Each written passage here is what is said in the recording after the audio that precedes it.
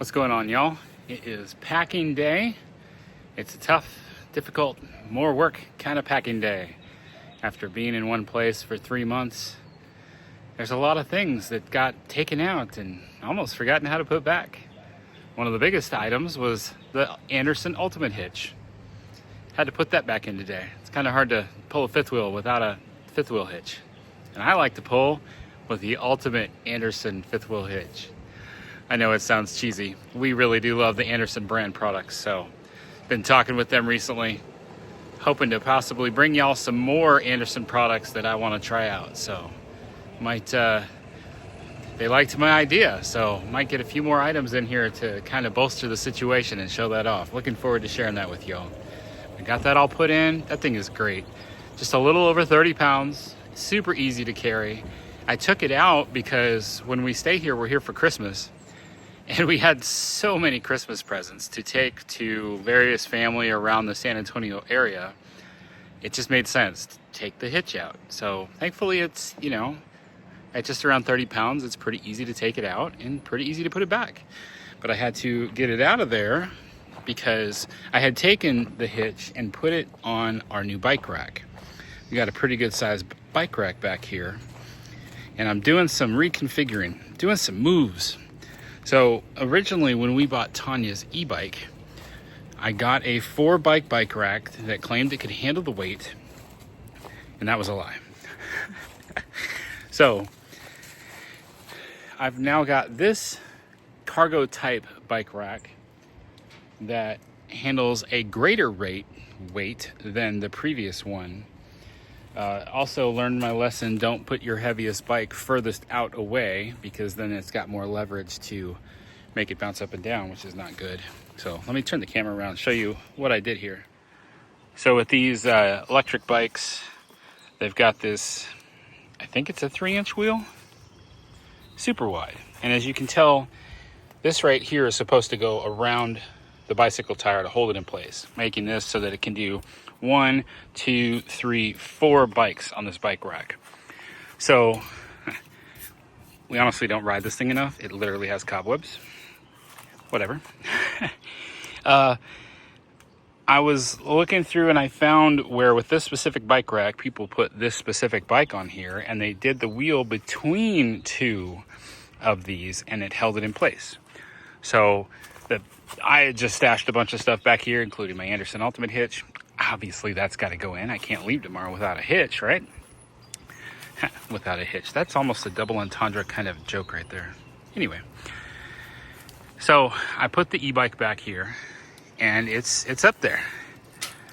Up there pretty good. We got a chain in the middle with a lock. Hopefully keep people from stealing it. It's got these Velcro straps here. Not the best. It especially wasn't preventing this front wheel from turning side to side, which is making it worse. Put some extra bungees in here to really make sure it holds in place.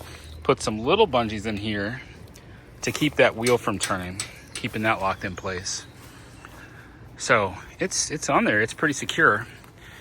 And then the only other bike we're going to have here is Kira's, because when we got here, discovered we were 900 pounds overweight, weighed ourselves right before coming in. And then Kaylin and I we were not riding our bikes at all. So we went ahead, tossed those out. Another family immediately is like, hey, sweet bikes. So we were happy to let those go.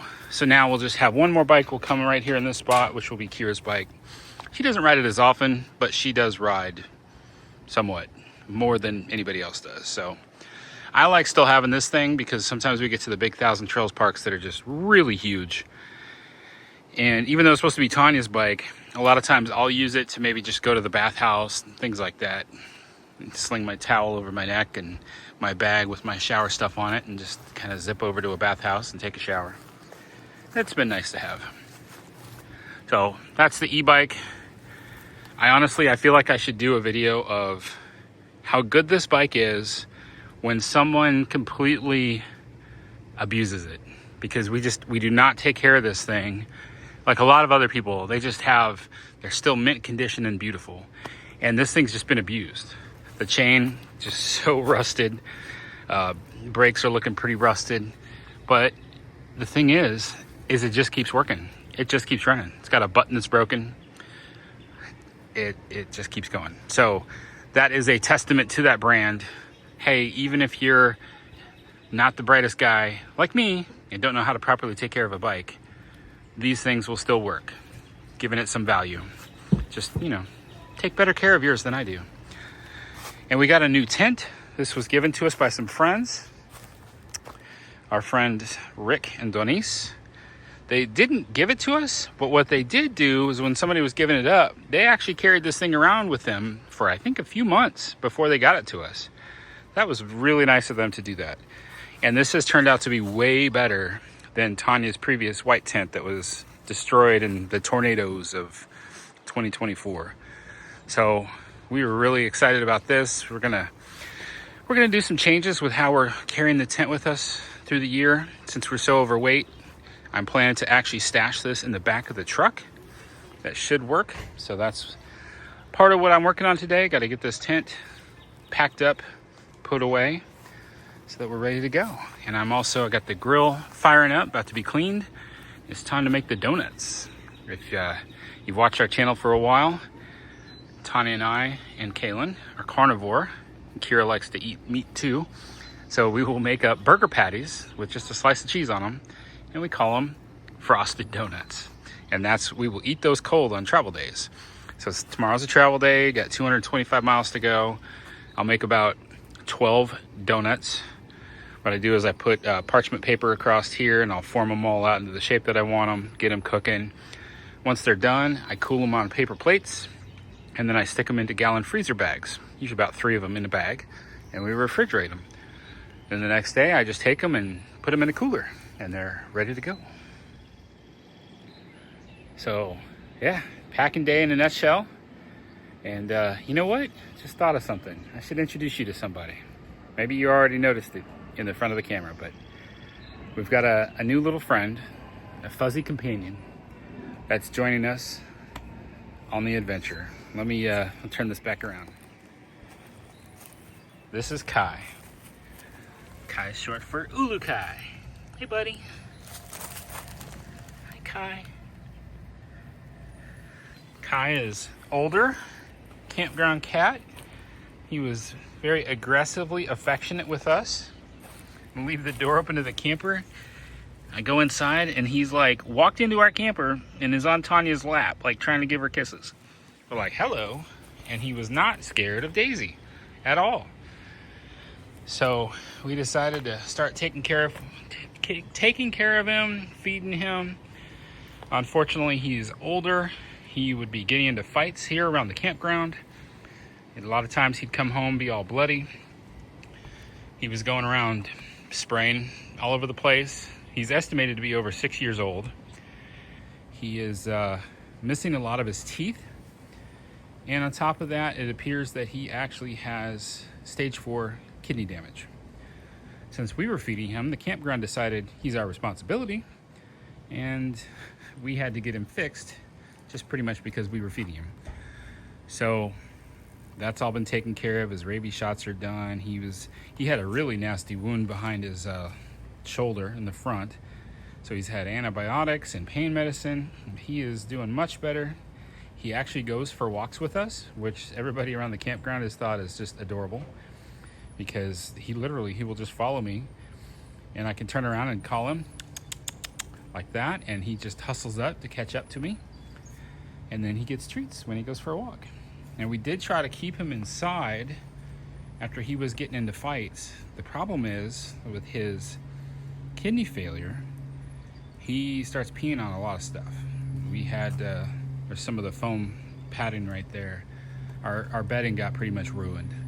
Cost me about $200 after he'd been trapped inside for a little too long, where he peed on our bed. Had to stay up till midnight washing sheets and buying new mattress pads, and it was a big old mess.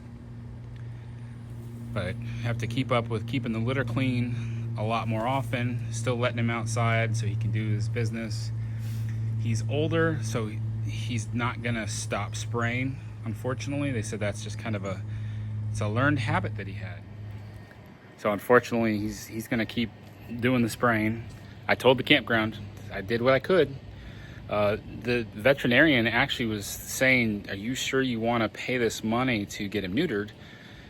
She estimated he might only have weeks to live. When they tested him, his bladder was full, and she said it's pretty much just water. It's hardly even urine at this point. So I don't think that's entirely true, because while it doesn't stink that bad, it does still have a smell to it. But once I said, you know what, let's just go ahead and take care of him, give him the best home we can for his last days. So the veterinarian's office, they actually donated quite a bit. I was shocked. The operating room time, some of the nurses, all of it came back as free on the bill for the surgery. So I think they were thinking, hey, you're willing to take care of him, you're willing to donate your time and take care of this cat, we'll go ahead and donate some time too. So we appreciate that. That was very nice of them. So we don't know how long he'll last. The vet said when he's ready to go, what'll happen is his kidneys will completely shut down and they'll stop processing ammonia out of his system, and he'll lose his appetite. And at that point, that's when he's ready to pass. I told her, I says, we just went through this with Skittle. We already are quite aware. We decided not to do anything else and just let him live because we feel like he's not ready to go. This guy's got a crazy appetite. He's super hungry. It's just the downside is he drinks a lot of water and he goes to the bathroom a lot. And so, I mean, I'm going through a lot of cat litter, cleaning it up quite a bit, but he is really sweet. So that's Kai. He's part of the family. He'll be traveling inside of the RV for now. When we would travel with Skittle would just ride in the RV. She was fine. She'd just sit on the bed.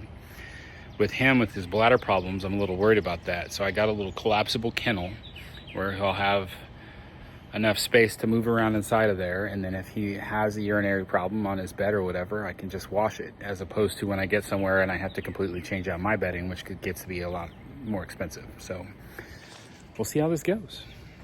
Anyway, oh, he turned back around. That is Kai. Notice he's got big chubby cheeks. We were calling him Chubby Cheeks, and then I told Tanya and the girls, come up with names.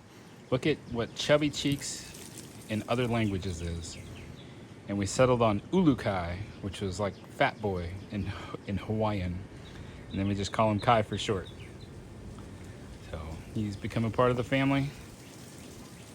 He's a pretty sweet boy.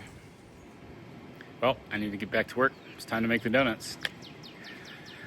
Time to hit the road. Time to begin our adventure of 2025.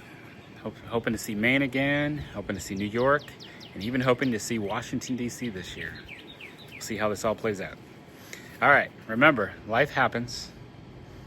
Even new furry little companions to your adventure that have health complications. Don't let that stop you. Stay fresh, cheese bags.